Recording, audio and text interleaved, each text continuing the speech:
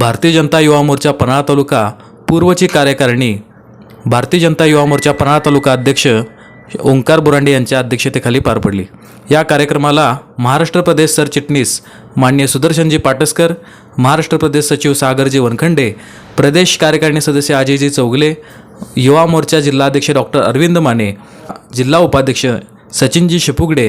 अजिंक्य पाटील, दिग्विजय पाटील, किसान मोर्चा जिल्हा अध्यक्ष सुरेशजी बेनाडे,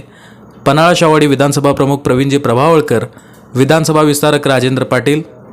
तालुका अध्यक्ष अमरजी भोसले, उदय पाटील, भारतीय जनता युवा मोर्चा जिल्हा उपाध्यक्ष प्रशांत बुगले, युवा मोर्चा सरचिटणीस नामदेव सातपुते, रविराज गाताडे, महेशजी जाधव, युवा मोर्चा शहराध्यक्ष राजदीप सावंत, संगीता कापरे यांच्या उपस्थित पार पडला। युवा ही राजकारणाची ताकद आहे असे प्रतिपादन तालुका अध्यक्ष ओंकार बुरांडे यांनी केले।